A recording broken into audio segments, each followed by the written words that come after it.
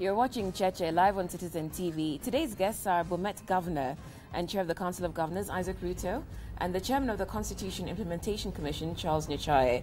And before the break, we were thrashing out this issue about the role of the Transitional Authority, whether it's fulfilled its purpose and, outlived its time. Mutegi, you had a question about Ms. Waiguru. Yeah, the Waiguru was saying they finished the mandate, they had transferred everything. But Wamongi said there are still things to do. There are 15 functions, and they have done only 3, according to we cannot even account for it. We keep having audit queries as to what exactly do you have. We don't know whether we should just simply accept them, or they should be vested in us by the Transitional Authority. They haven't done that. There is the question of debts, which you found they were nearly crippling Mombasa and Nairobi. What should we do? Yet the law says you can't pay unless it has been verified, and they have not done that. There are other things like which they should have done that, and they should have finished ordinary transfer of functions like those of the roads. Even when the Senate have finished, they have still done nothing. But the point is, there is the question of regional bodies that need to be sorted out now, between now and the end of the year. And when we look, what? For example, Tana River, Anathi, or for example, Wasonyiro, they are doing agriculture functions, which a lot of it has been devolved. Must they continue devolved and they start working within the county, or the county come up with their own legislation on how to handle those functions? There are several things that need to be understood. But the TA is the only... Okay, Mr. Cheche. Governor, let me ask you a question, and I think we've discussed this before. If you look at Section 12 of the Intergovernmental Relations Act, the one which talks about the functions of the Intergovernmental Technical Committee, which now, it seems from what I heard yesterday at the summit, it has been agreed that the amendment to the Act, it has been agreed between yourselves and the national government that the amendment to the Act will now establish 2 technical committees, one for the summit and one for the Council of Governors. Now my question is this: if you look at the functions of the technical committee under Section 12, one of them would be to take over the residual functions of the transition authority after the dissolution of the authority. Now my question is this, and I asked it yesterday or I made the comment at the summit. You've talked about the transition authority and what they still have to do. You're going to establish 2 intergovernmental technical committees. So you will have the Intergovernmental Technical Committee, the one of the summit. You will have the Intergovernmental Technical Committee of the Council of Governors.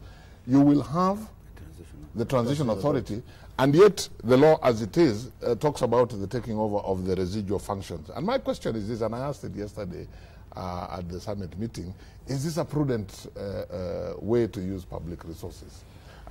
Because when the governors were in a hurry to take the functions, although there was a 3-year period of transition, and I have nothing against the Transition Authority, but if you decided that those functions be transferred within the first 1 year, then I must ask the legitimate question, which Mr. Mutegi is asking, is what is the continued role of the Transition Authority, especially in the light of the intergovernmental technical committees that are being established? Yes, the Intergovernmental Technical Committee is an organ of the summit, which will ensure that the decisions of the summit are actually implemented, and that they will take over the residual functions that will remain of the TA. But there are certain major jobs that the TA has to technically do before they exit. As soon as they exit, they will still hand over to this technical committee, because forever there will always be intergovernmental issues. Even in America, 200 years down the line, there are still issues of intergovernmental nature which need to be addressed, and they will continue to be addressed by this technical. But my question is this a prudent way to use public resources? No, it is an interim period of 1 year. If they can finalize within the next 1 year, according to us, we will be okay.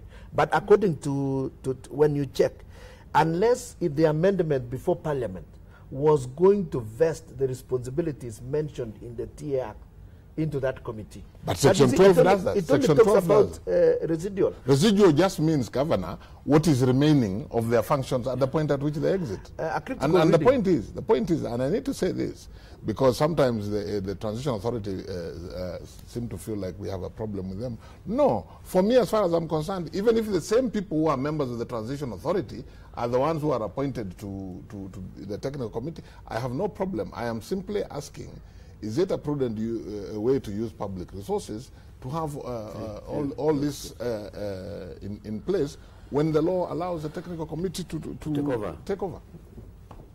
The technical committee, in our thinking and in our belief, will have to come into place.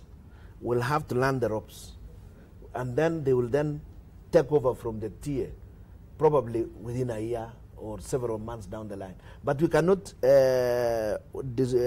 remove TA with a bank now and say the technical committee now take over.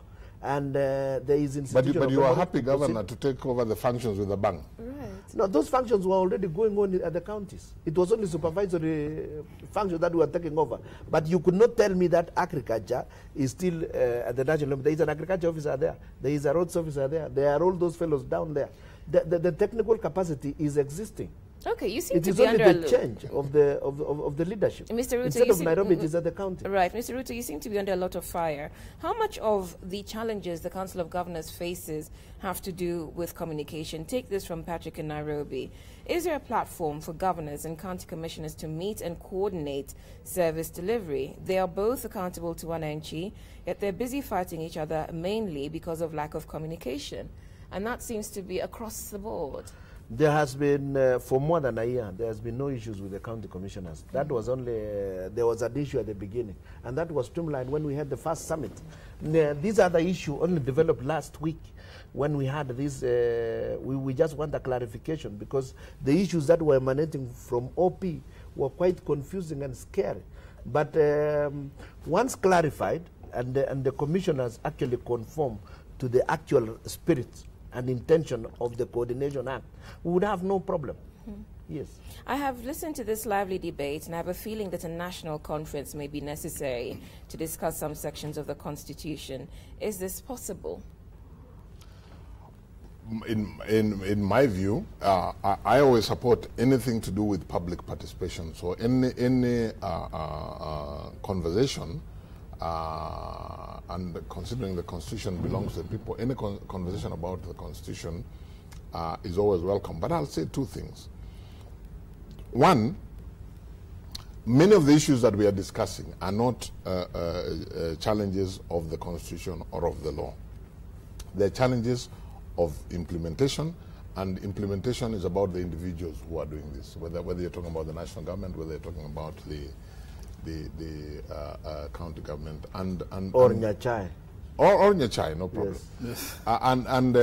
Secondly, I will also say that there is, this has come out very clearly for us, the CIC, as we've done the county visits. There is a desperate need for government at both levels to take civic education seriously. Because if the ordinary Kenyan is not educated and therefore empowered, one, they will not be able to effectively participate in the implementation process. Two, of course, they will not be in a position to retain the necessary vigilance to ensure that the Constitution is implemented properly in letter and in spirit. And my third point is that let Wananchi be careful not to keep receding to the idea that every time we have a challenge of implementation, that there's a problem with the Constitution. No, the problem more often than not is not with the Constitution. And I always say this, the framers of the Constitution assumed two things at least when they wrote the Constitution. One, they assumed that the implementers of the Constitution will be reasonable people. They also assumed that the implementers of the Constitution will be motivated first and foremost by the best interests of the people of Kenya. If that was to happen, many of these problems we have wouldn't be there. Okay, so Mr. Ruto, comment on this issue of Governor Joho threatening that Mombasa County will take over the port of Mombasa. That came from Nashera in Taita Taveta. The issue there is a question of unbundling the functions and clarifying what the meanings are in terms of the handing over of the harbors, I mean not harbors but ferries and such like other functions. And I think if we can clarify, if we can sort out the unbundling quickly and hand over that which belongs to the counties, that would still be quickly fine. But you see, there are grey areas in the vesting of those responsibilities. But I don't think Joho has an army to take over the port. Okay.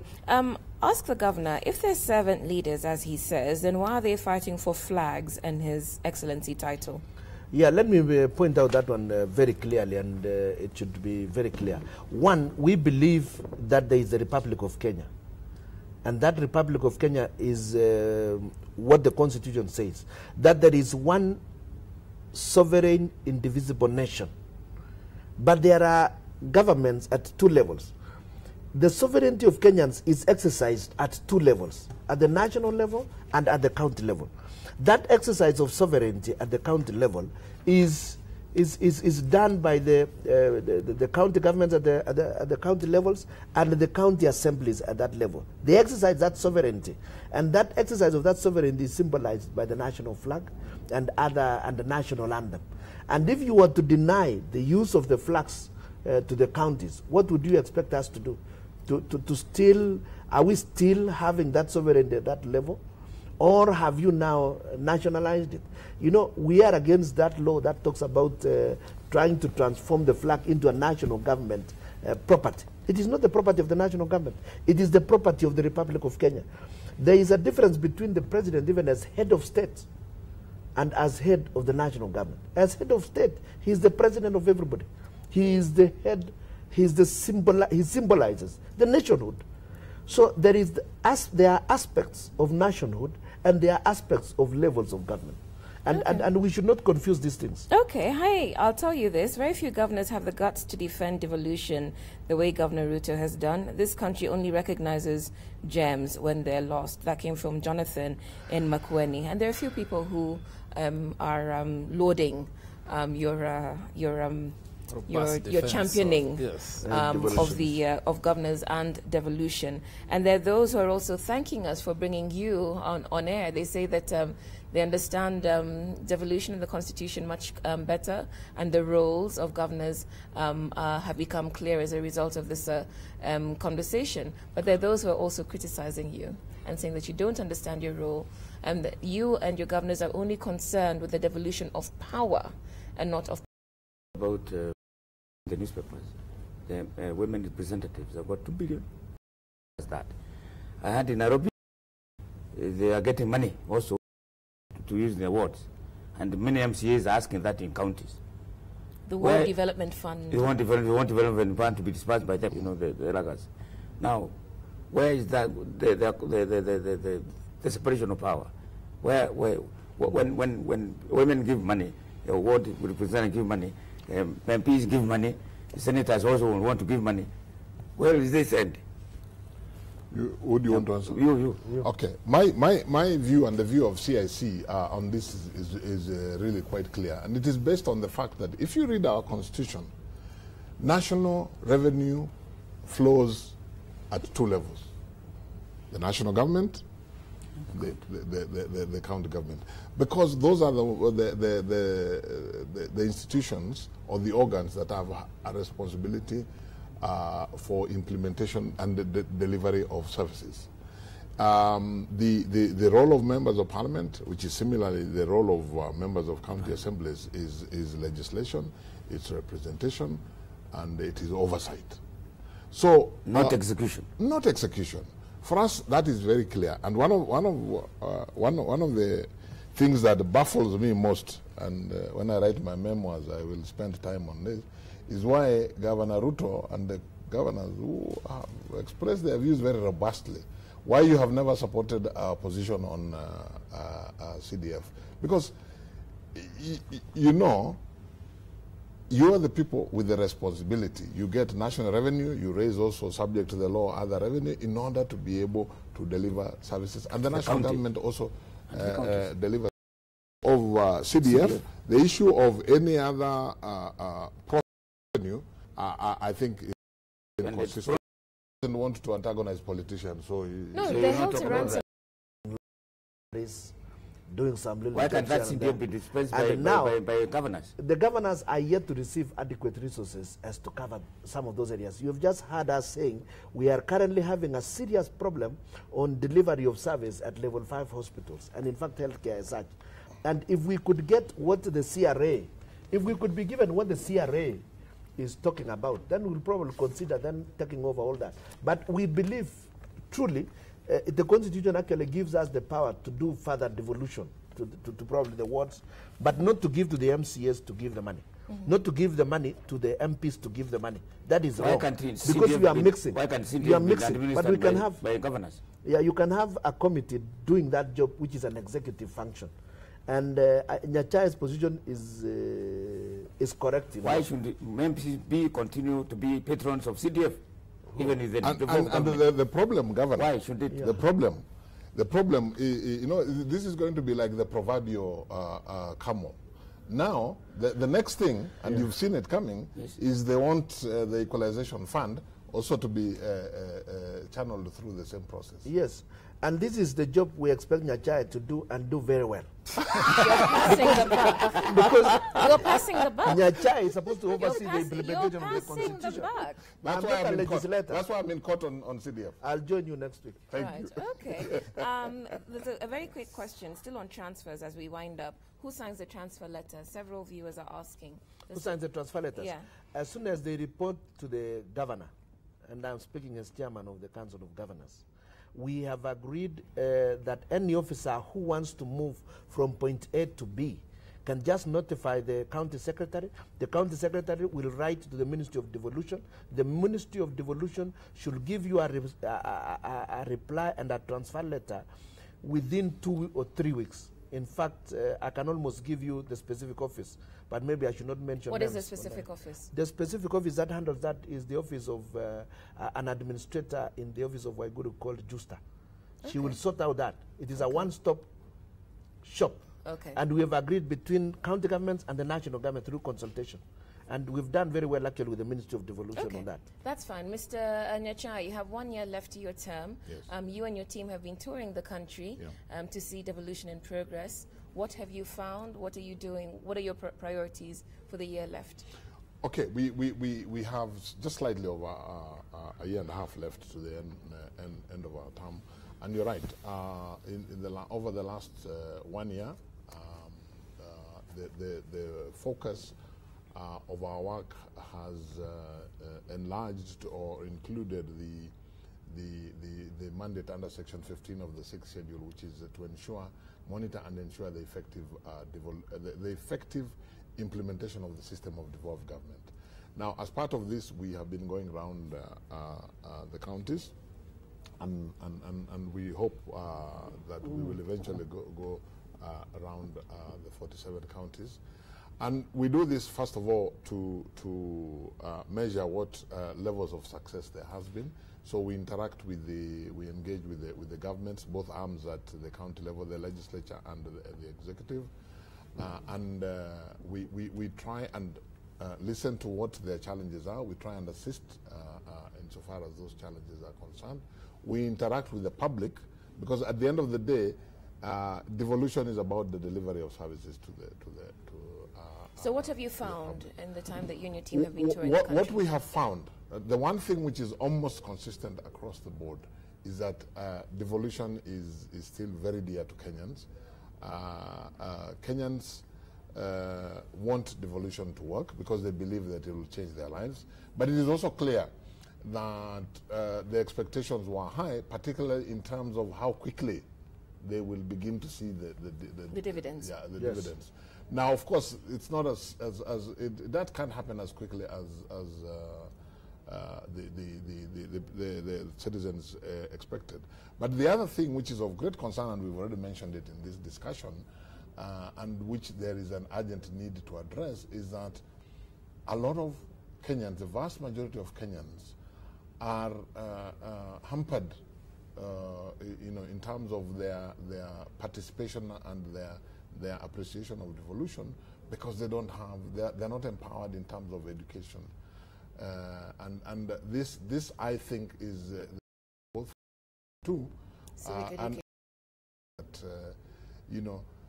they are wondering whether because they feel that the county headquarters is still removed from them in the villages, they are wondering whether really there is an improvement. And the reason for that is because previously, like when I was in Kapsawar, they were telling us, previously the county council was here, so they could see it there. Now, of course, it's and this is just an example. I'm sure it's the same in many counties. Now it is in Iten.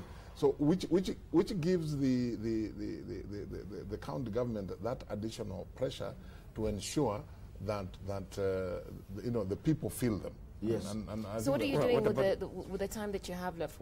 What's the priority? The priority is three things, or at least let me state three things. Of course, there's the legislation which must be completed that implements the Constitution. Completed in the sense of that is in the statute book is consistent with the Constitution. There are regulation devolution to the process and the constitutional and statutory process of transition actually coincides with basically with the end of the term of CIC. So how much corruption did you see? Where? In the counties when you tour around, when it gives tenders and procurement and stuff.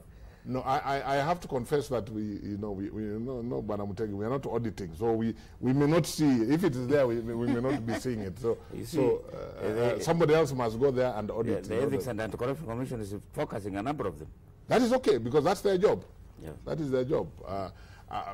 The only comment I would make is that I don't think corruption resides only in the counties. No. I think there's probably greater corruption at the national. It has been devolved there.